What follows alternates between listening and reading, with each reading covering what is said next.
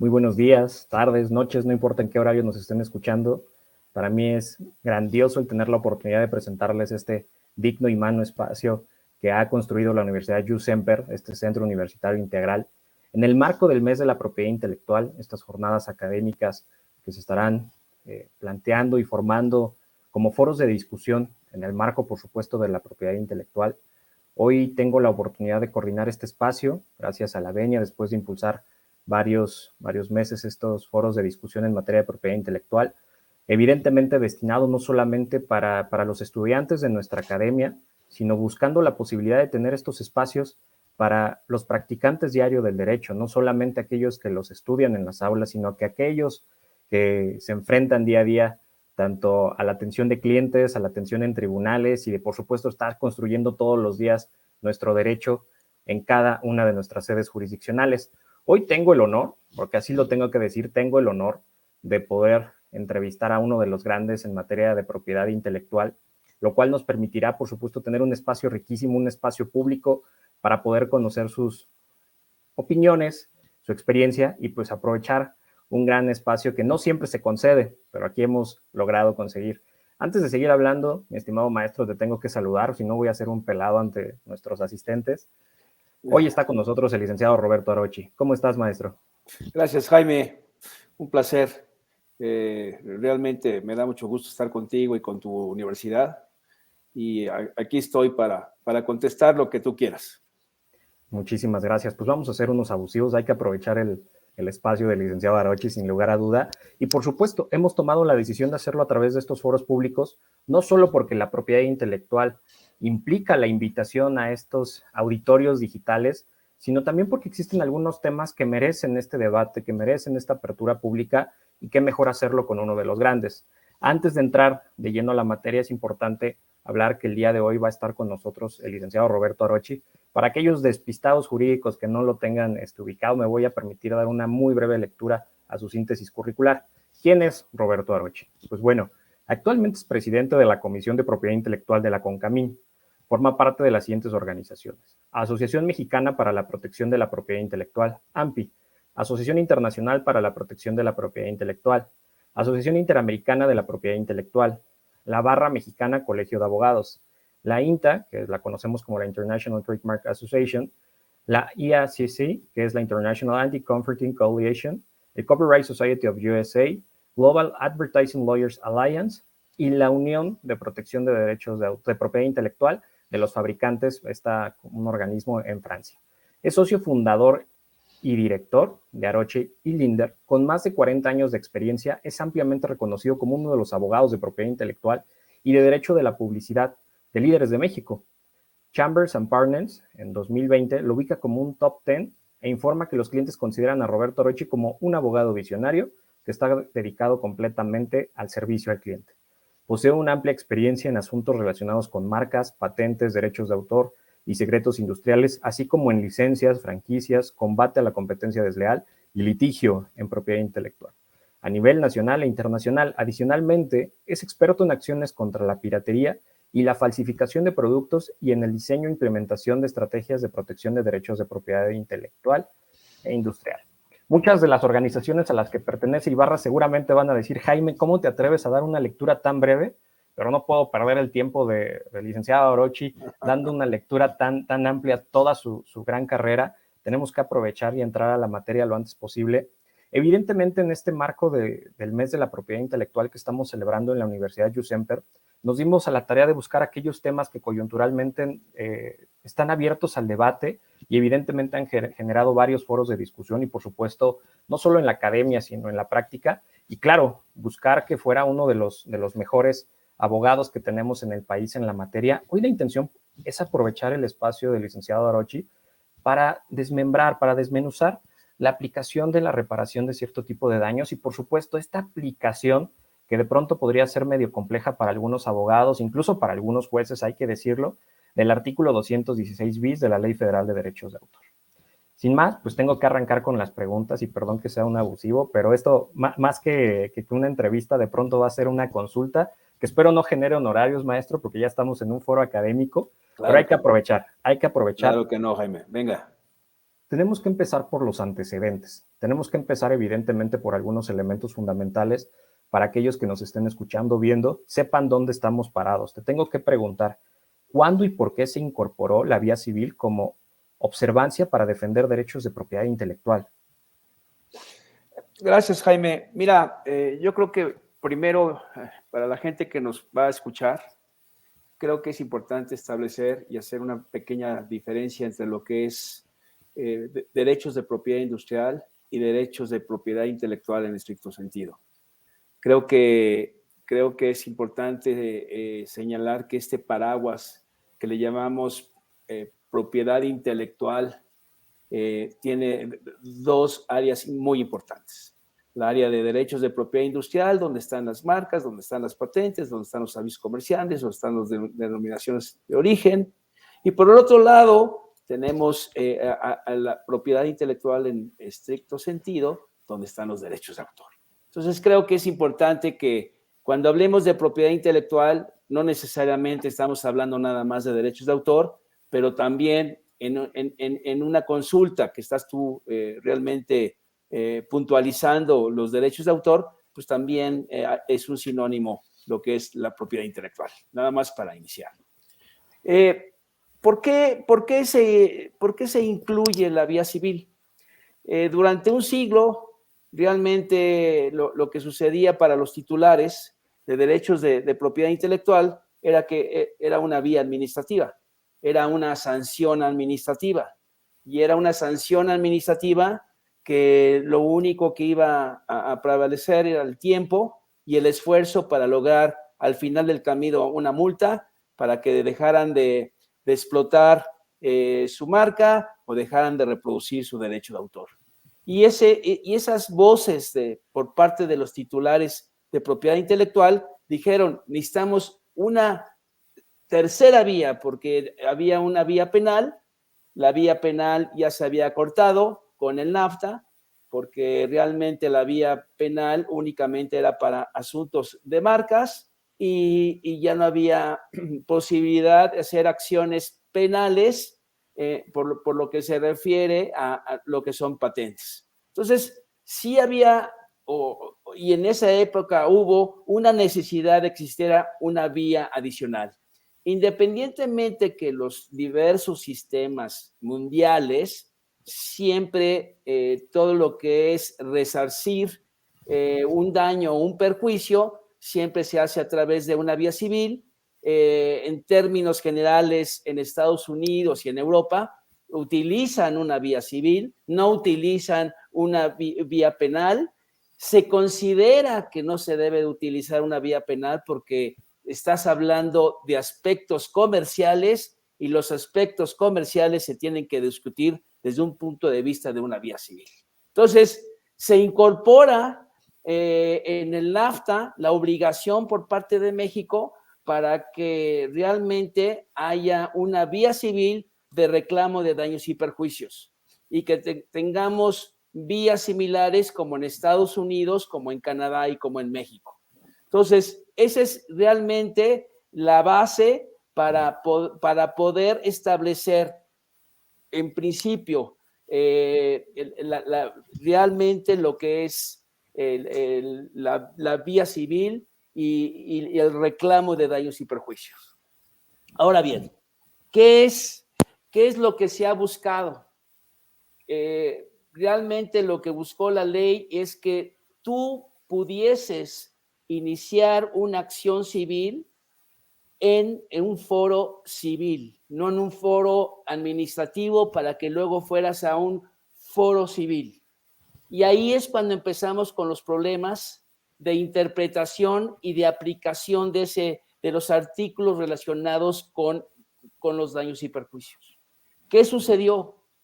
Que empezaron a haber asuntos de extorsión, y puedo mencionar uno muy interesante, que es la hamburguesa mexicana por parte de McDonald's, donde McDonald's saca una hamburguesa mexicana en una época de fiestas patrias, y lo que sucede en esas fiestas patrias es que sacan esa hamburguesa mexicana. ¿Cuál era la característica de la hamburguesa mexicana? era que tenía aguacate.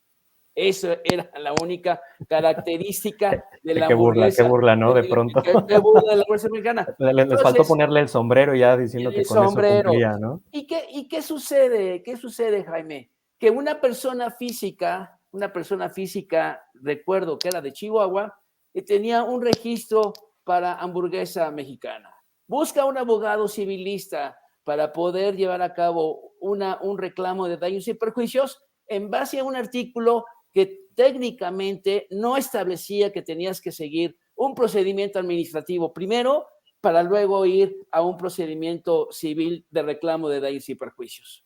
Y ahí empieza el litigio en donde al final del camino lo que logra la hamburguesa mexicana es establecer que se vendieron 1,000 hamburguesas mexicanas a través de los tickets, porque ni siquiera hay facturas, es el ticket de la caja registradora, y en donde después de 12 años, pues se paga el 40% de esa venta de hamburguesa mexicana. Desgraciadamente, no había discusión si realmente hamburguesa mexicana era un término registrable, etcétera. Hubo un mal manejo y ese mal manejo acabó en una indemnización por parte de esas hamburguesas mexicanas. Pero empezaron a haber otros casos similares. Había un caso de America West, había un caso de Scotiabank, y llega a la corte en 2004 un asunto donde el ministro Silva resuelve una contradicción por parte de dos colegiados donde se establece que realmente la verdadera aplicación, interpretación de ese artículo era que se tenía que seguir un procedimiento administrativo para que el ente experto, que es el INPI, definiera si hay un hecho ilícito. Y ese hecho ilícito no se iba a comprobar o demostrar dentro de un juicio civil, sino que consideró la Corte sin que el artículo lo estableciera, que necesitabas agotar el procedimiento administrativo.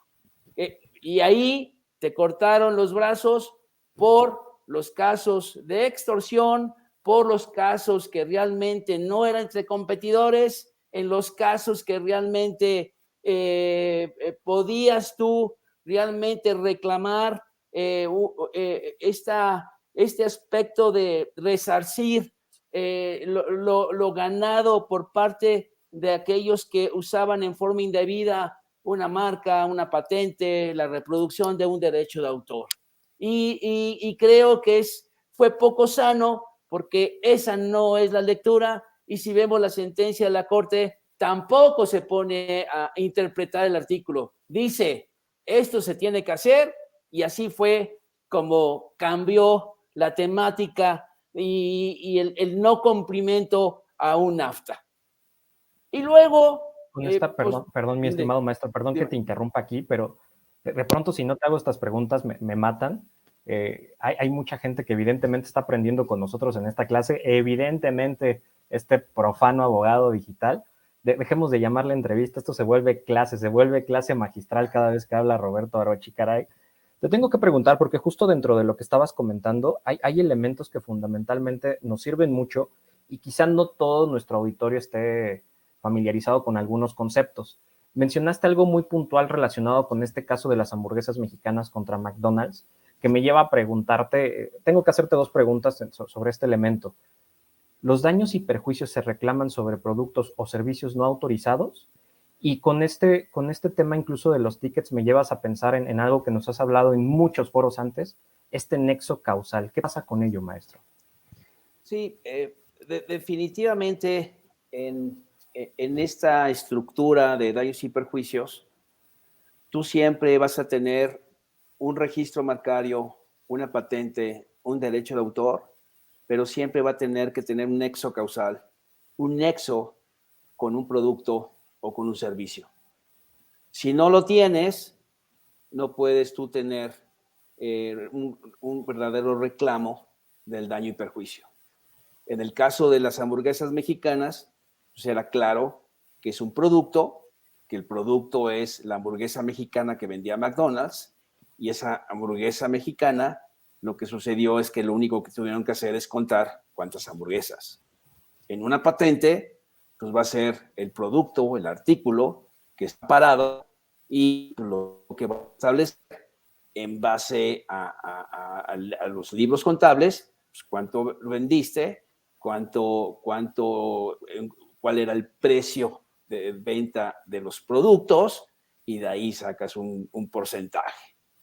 Y en relación con derechos de autor, pues ahí va a ser muy difícil, porque en muchas ocasiones pues hay obras que no vas a poder determinar que hay un producto, sino posiblemente sea una fotografía, o puede haber música, y creo que ahí es donde tú tienes que determinar, y que si no lo puedes determinar, tendrá alguien que determinarlo, qué es lo que realmente habías vendido, ¿no? Claro. Hay una pregunta que evidentemente nos toca llevar coyunturalmente, mi estimado Roberto, relacionado con estos aspectos de las reclamaciones de daños desde el punto de vista material. Y si no hablamos de propiedad intelectual en estricto sentido, si no hablamos de otro tipo de derecho jurídico tutelado, como lo puede ser la imagen de una persona, ¿podemos ocupar estas vías civiles de las que nos has hablado con esta figura de daños y perjuicios?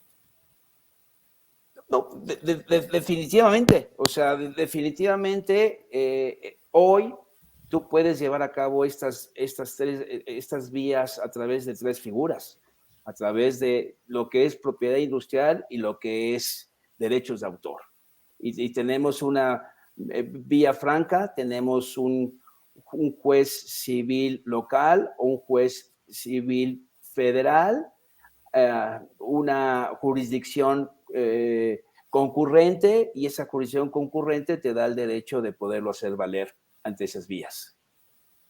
Y lo más interesante es que, por ejemplo, en lo que se refiere a propiedad industrial, pues ya no es necesario que vayas y seguir el procedimiento administrativo, porque se modificó la ley hace 2 años.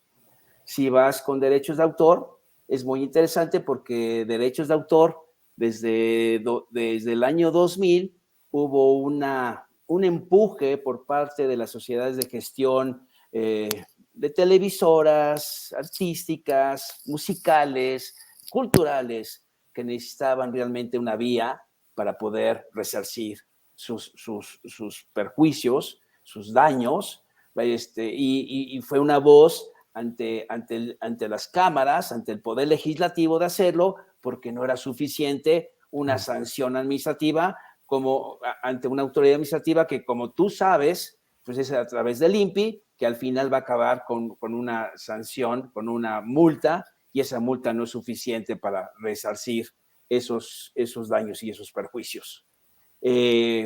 Ese proceso duró 3 años, y a partir de 2003 es cuando se origina el reclamo de daños y perjuicios en vía directa. O sea, no tengo por qué ir al INPI a obtener una resolución administrativa que acredite el hecho ilícito, sino que ya lo puedo hacer ante un tribunal civil. Que es un gran logro procesal, definitivamente, ¿no? El tener que dejar en cada cancha sus alcances y su materia, creo que es importante, no solamente a nivel fundamental, sino a nivel procesal. ¿Cuántas personas no de pronto desisten de estas vías cuando el abogado les comentaba que el juez necesitaba cumplir con todos estos requisitos por esta interpretación que nos regaló la Corte? Y evidentemente lo tengo que aprovechar, sabiendo que tenemos con nosotros al director general de uno de los grandes despachos de propiedad intelectual en el país. ¿Qué tan frecuente es la vía civil para la reparación, para solicitar esta reclamación de daños y perjuicios en materia de imagen, estimado Roberto? Mira, es un tema interesante. Cuando tú hablas de imagen, realmente tenemos 2 tipos de imagen. Uno de imagen comercial, que lo establece la ley de propiedad industrial, Y lo que en algún momento la Corte ha hablado de imagen desde el punto de vista de derechos de autor, de personajes artísticos. Quiero ser claro que hay mucha claridad por cuanto a se debe entender como imagen comercial a la luz de la ley de propiedad industrial. Hay artículos expresos que establecen cuál debe ser el alcance de esa imagen comercial. Hay sanciones por usar esa imagen comercial, utilizar el color, la estructura, realmente cuando hay un riesgo de asociación en donde el consumidor realmente piensa que viene del mismo fabricante, prestador de servicios, pues lo tenemos muy claro en la ley de propiedad industrial. No así en la Ley Federal de Derechos de Autor. Muchas veces se ha querido establecer que la figura de un retrato es parte de esa imagen y de esa imagen que dicen que está protegida por los derechos humanos, que lo entiendo, pero los derechos humanos en forma aislada a la Ley Federal de Derecho de Autor. O sea, no puedes establecer algo que no lo permite la ley. Y la ley lo que te permite es proteger el retrato de ese personaje artístico, más no de la imagen del personaje artístico que dice la Corte que está protegido a través de la Convención Americana de Derechos Humanos, cuando realmente la naturaleza de la ley y el cumplimiento de la ley se deviene de una convencionalidad por parte de un tratado internacional como es NAFTA. Y que, por supuesto, hay otros tratados como TRIPS y otros tratados comerciales que son los que dan la base, pero en ningún momento la Ley Federal de Derecho de Autor establece la figura de la imagen de un personaje artístico.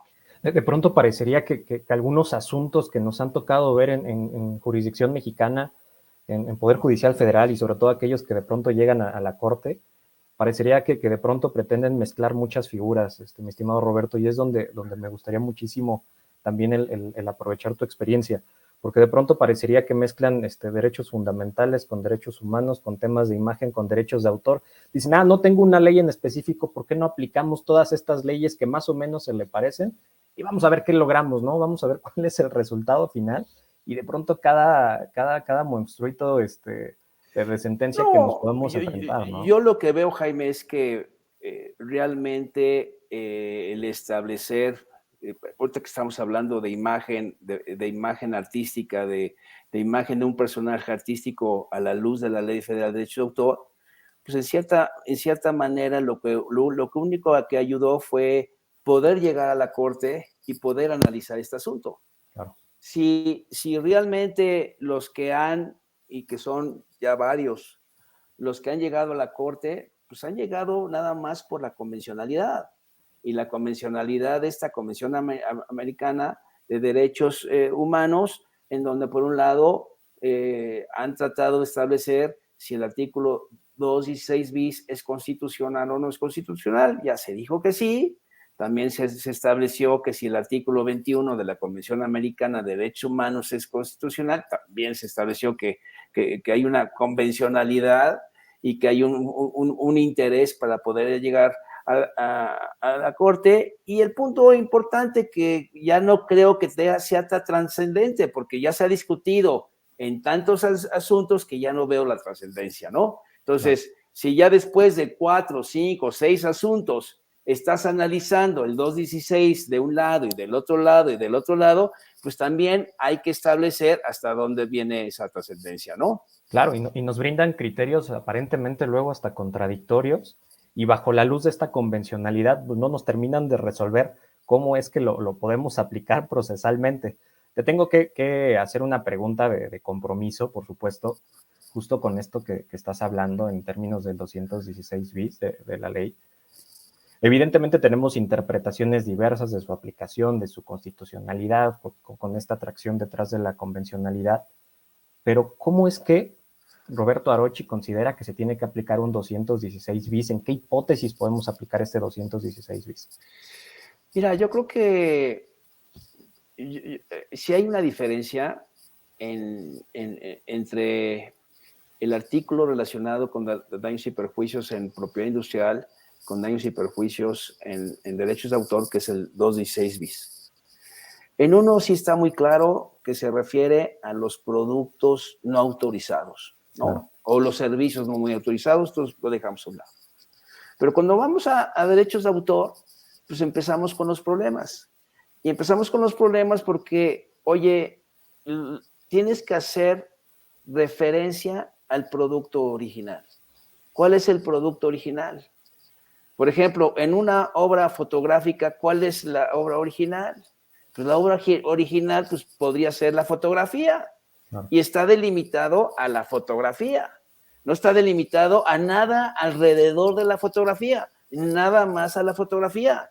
Lo que realmente el fotógrafo y el artista que autorizaron a sacar esa foto es realmente lo que debe entenderse por el producto y delimitarse a lo que es la obra.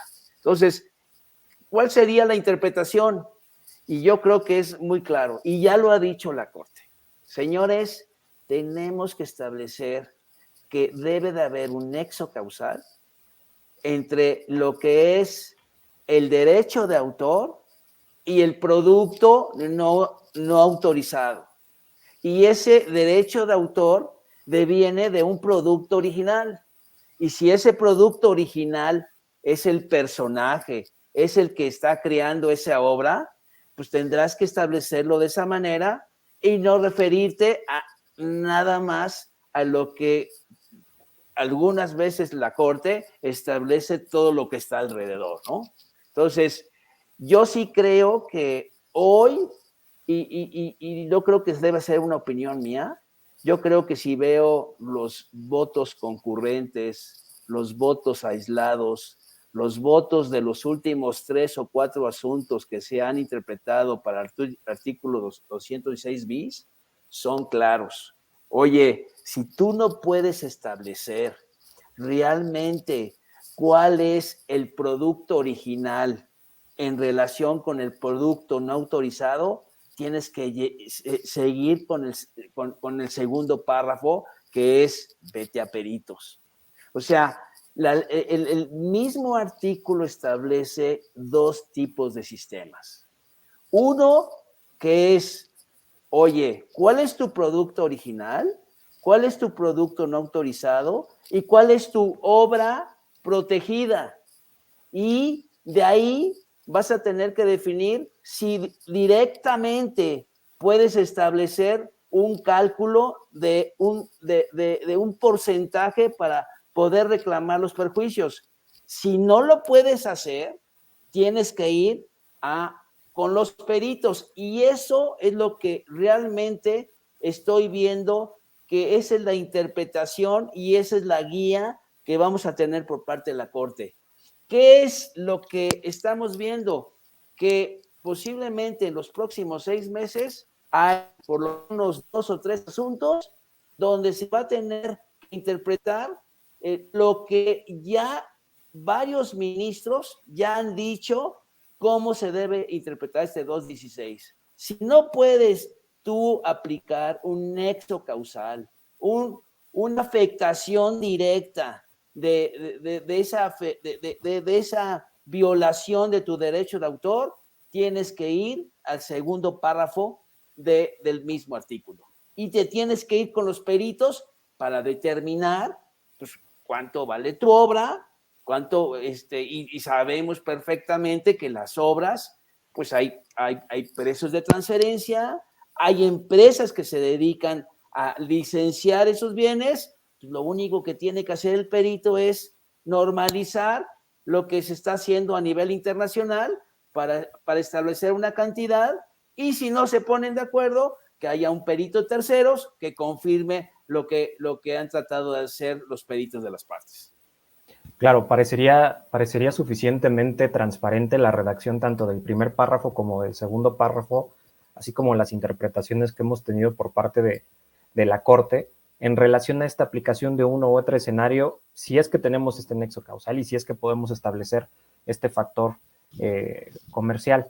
Necesitaría aprovechar, por supuesto, tu experiencia para saber en qué tipo de casos, si nos pudieras brindar algún tipo de caso de aplicación de este famoso primer párrafo con esta existencia de este nexo causal y que pudiéramos llegar a determinar este valor del 40% que nos permite este primer párrafo. Mira, te puedo dar un ejemplo en base a una sentencia que conozco por parte de la Corte. Es una sentencia de 2019 por parte de la ministra Ana Margarita Ríos Farjat, en donde ahí la sociedad de autores e intérpretes, la SACAM,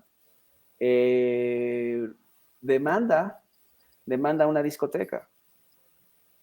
Y esa discoteca, pues por supuesto, creo que no tenemos que ser muy inteligentes de establecer que no sabía que estaba usando música sin la autorización por parte de los autores, de los intérpretes. Ahí creo que el caso es interesante. No me quiero meter a establecer si tenían poder, si no tenían poder, si realmente la sociedad de gestión estaba legitimada para hacerlo. Asumamos que tiene esa legitimación para hacerlo. Agotemos esos temas de personalidad. De personalidad, ¿no? Que normalmente creo que es el primer argumento que siempre hacen en contra de SACAM. Entonces, ahí vemos que si hay un producto original de una disquera y hay un producto no autorizado que realmente es el que tú vas a valorar, y es cuando ya en ejecución tú tendrás que establecer pues cuántas veces hizo esa reproducción, y ahí vas a tener que cobrar una regalía. Entonces, en ese asunto, aquí en este asunto, la Corte fue más allá porque consideró dos cosas interesantes. Una, que eran todos los ingresos que había tenido la discoteca.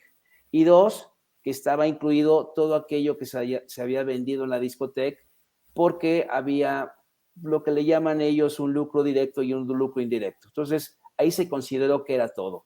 Pero lo que sí es muy importante de este caso, y que es el último caso que se ha resuelto al respecto sobre interpretación, es que la mayoría de los ministros dijeron, oye, hay una manera de establecer y desglosar qué es música, qué son bebidas, qué es cover, todo lo que realmente ves en una discoteca, y creo que eso establece claramente que la Corte va en camino a señalar lo que realmente es violatorio, que sería aquí la música. Y todo lo que está alrededor de la música pues no tiene un efecto directo y no tiene un nexo causal, porque no puedes establecer que hay un nexo causal con el cover o con las bebidas. Y hay, aquí la Corte, que en un caso aislado y no obligatorio, estableció que era todo.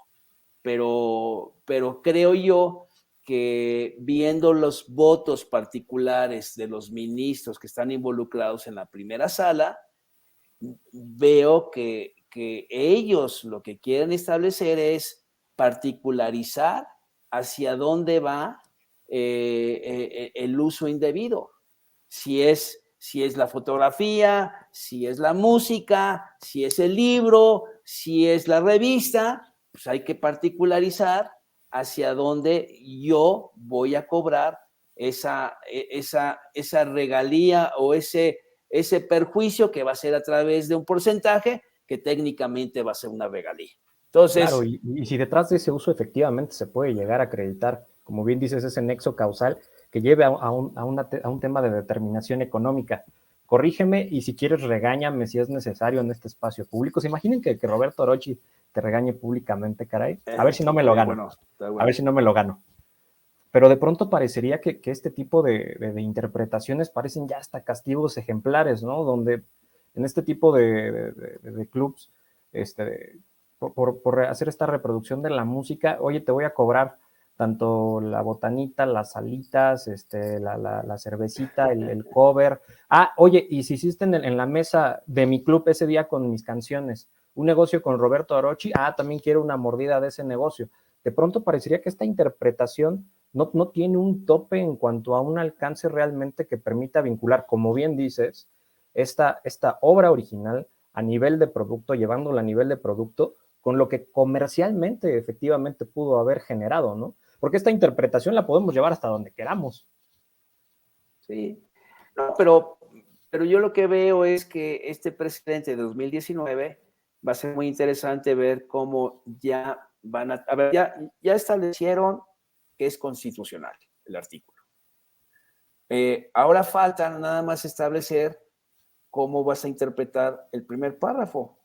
Y pues creo yo que va a ser complicado para los ministros zafarse que tiene que haber un nexo causal para que puedas aplicar el primer párrafo en forma directa.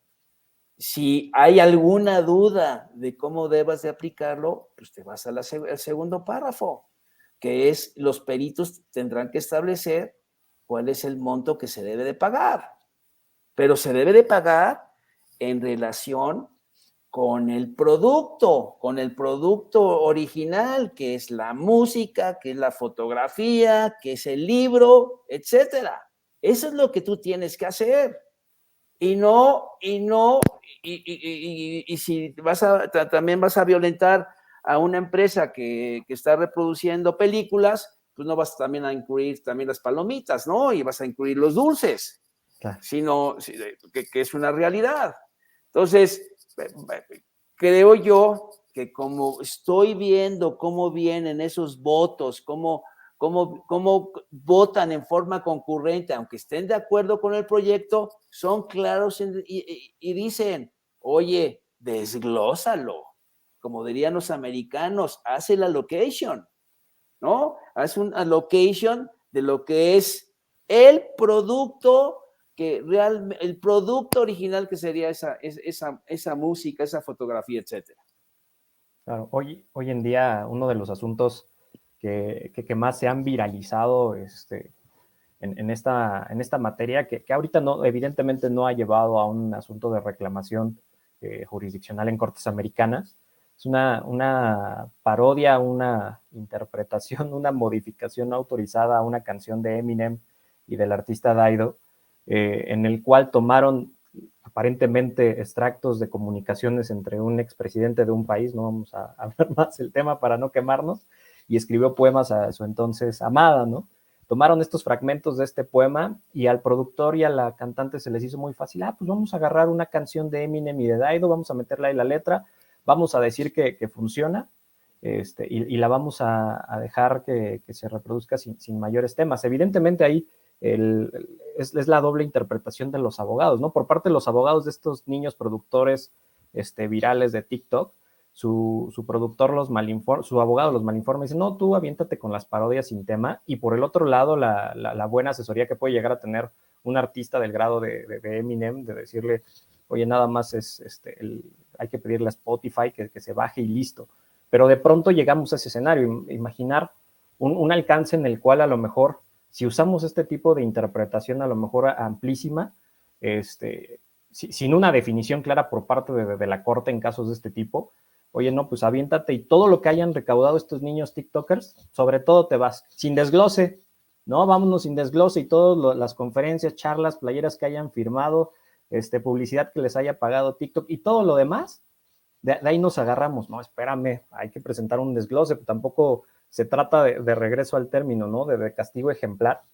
Y evidentemente te tengo que preguntar, porque en esta decisión que se tiene que tomar detrás de esta regla general, que es el primer párrafo, que nos puede llevar a la excepción, que es el segundo párrafo,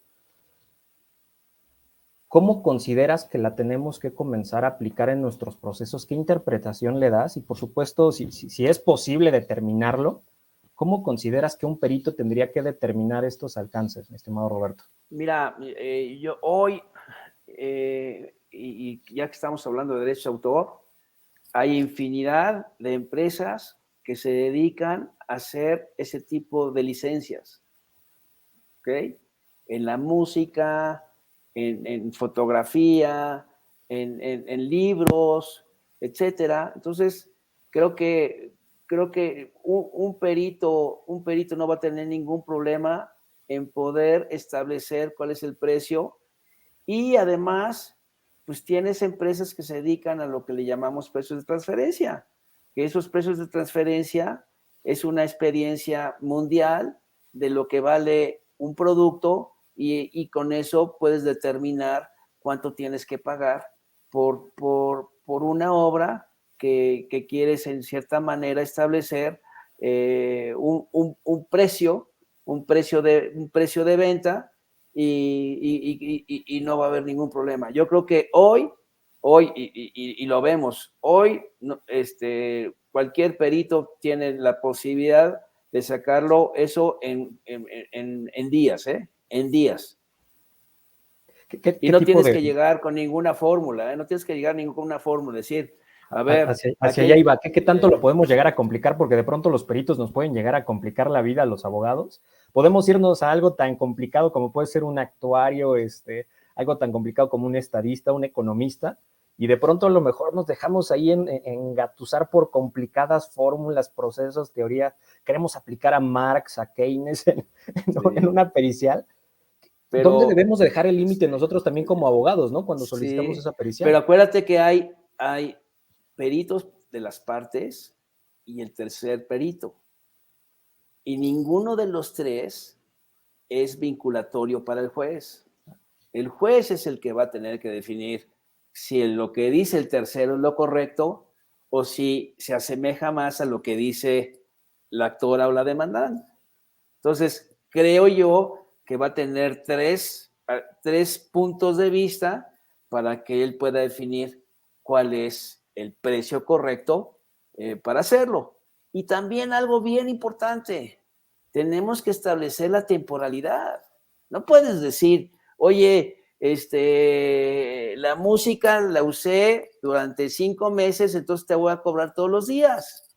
Porque normalmente lo que haces en este tipo de derechos de autor es la temporalidad. Entonces, también tiene que haber un concepto de temporalidad en el momento en que se hagan los peritajes y que llegues a ese peritaje para que no digas, oye, pues lo usé 80 días, te voy a cobrar 5,000 pesos por los 80 días. No, también tiene que haber una conclusión de temporalidad por parte del perito. Claro, hay un asunto que me ha tocado llevar muchas veces a las aulas, mi estimado Roberto, y con un par de preguntas yo suelo decirles a mis alumnos, sobre todo a nivel licenciatura, si me responden ahorita mismo con qué perito y con qué límites, incluso con estos límites de temporalidad podemos resolver este tipo de asuntos, ahorita mismo se van exentos, ¿no? Ya les pongo su 10 y si quieren entrar a la clase después, lo resolvemos.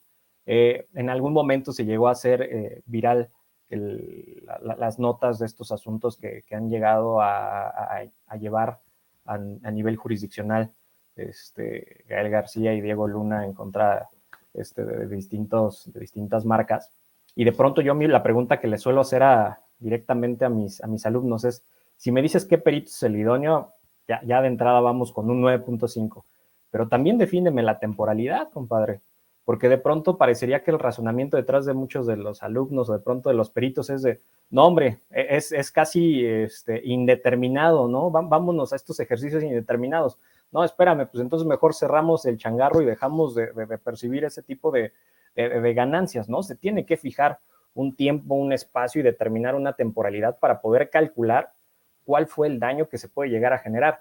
Lo decías al inicio de la conversación, que de pronto parecería que algunos parámetros, más que permitir una debida defensa, podrían permitir una espada de Damocles que cada vez que se me ocurra desenvainar, la voy a desenvainar y la vamos a hacer valer en procesos como queramos, con los límites y alcances que queramos.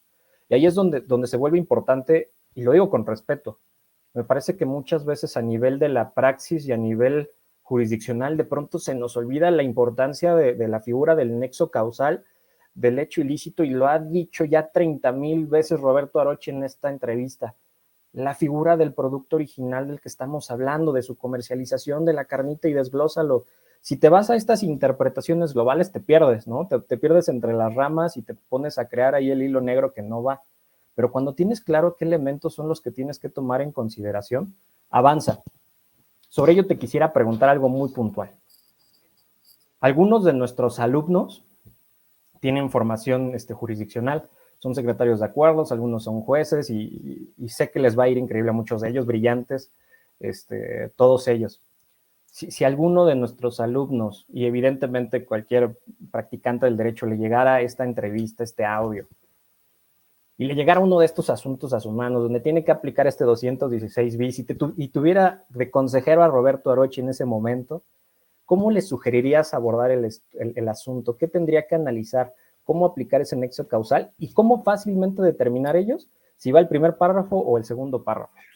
Yo creo que es muy fácil. Primero, tú tienes que establecer cuál es el producto original. O sea, el espíritu de la ley era establecer un producto original para compararlo con un producto no autorizado. ¿Ok?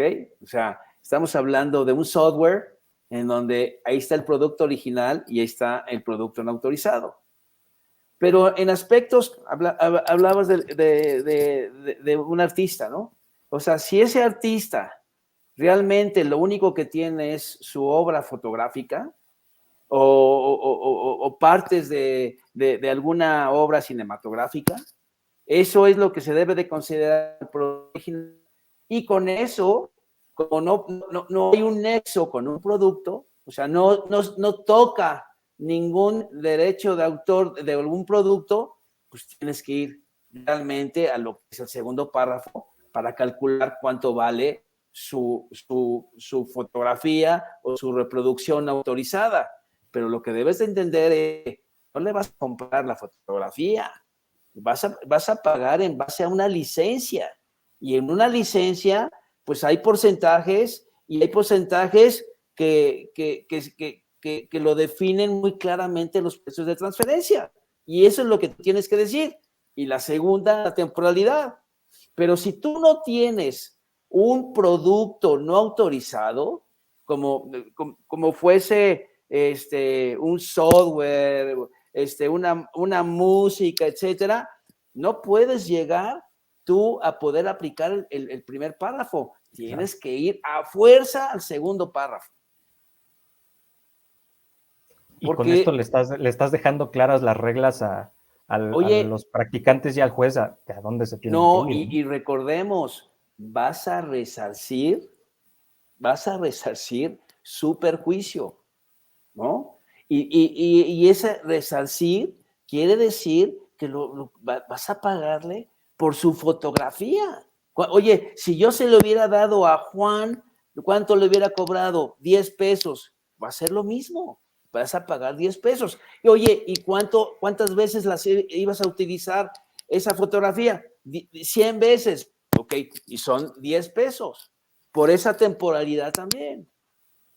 Entonces, creo que a veces, como en este caso de la discoteca, pues fue más allá, pero fue más allá porque aplicaron principios de lucro indirecto, pero de lucro indirecto relacionado con la música, ¿ok? Directamente con la música como lucro indirecto, pero no quiere decir que vas a meter todo lo que venga alrededor porque dices que es un lucro indirecto. Pues no puede haber lucro indirecto en cosas que no tienen el nexo causal. Con la música por sí misma, porque cuántas personas no van por las bebidas, van por el ambiente, porque el cadenero les gusta. Entonces, digo, a lo mejor el precedente fue más allá, pero lo que me gustó al final de ese asunto es que los ministros le dijeron a la ministra que proyectó, dijo, oye, pero espérame,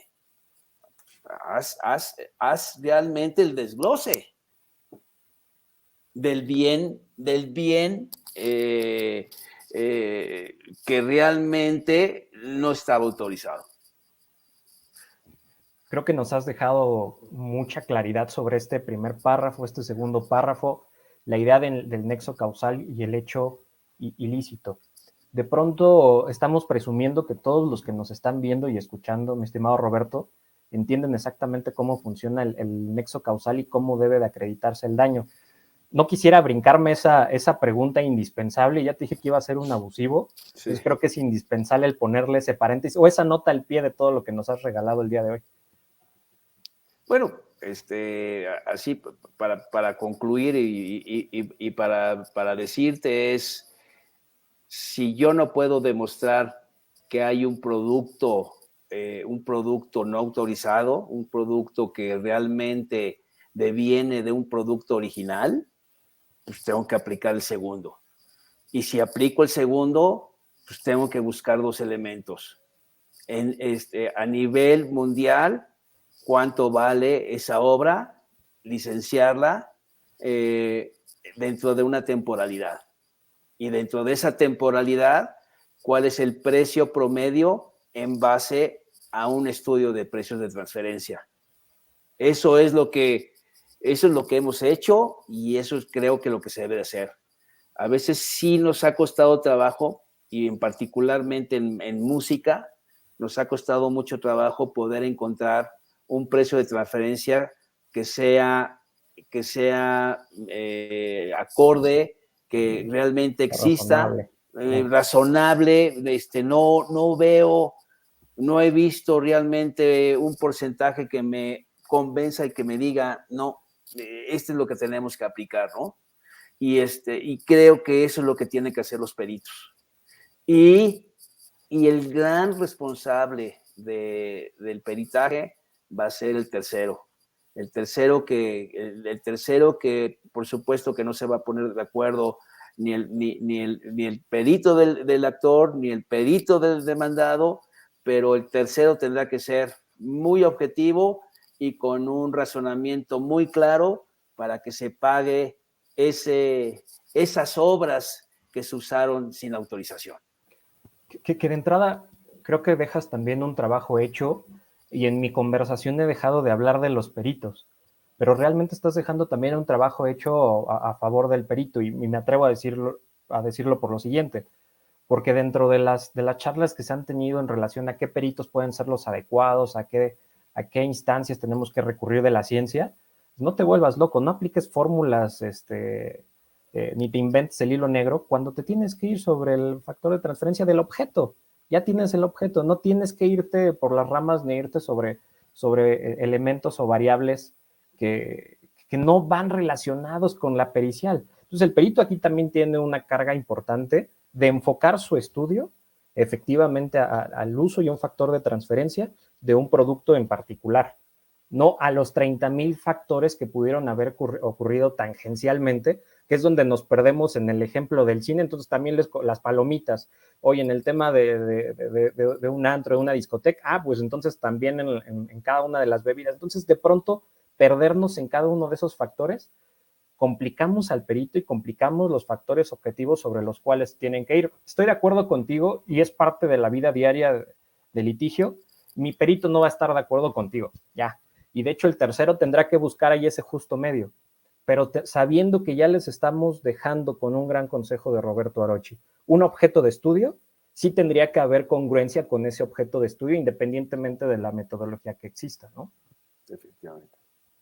Y por supuesto, tampoco dejar de soslayar, porque también como lo dijiste de manera muy puntual, no se puede dejar esa carga de decisión finalmente al perito solamente cuando no son vinculantes y el juez tendrá que tomar la decisión, sabiendo ya estos grandes parámetros que nos has regalado, mi estimado maestro. Bueno, sabemos que dicen que no es vinculante, pero tú sabes que siempre el juez trata de agarrarse de algo para que no tenga responsabilidad. Sí, suelen ser muy responsables en ese caso, sobre todo en este tipo de asuntos tan delicados, ¿no? Y digo delicados porque se vuelve asuntos de interpretación, asuntos de la academia, asuntos de la praxis diaria y asuntos que muy probablemente por el tipo de aplicación de este tipo de artículos suelen terminar en la corte.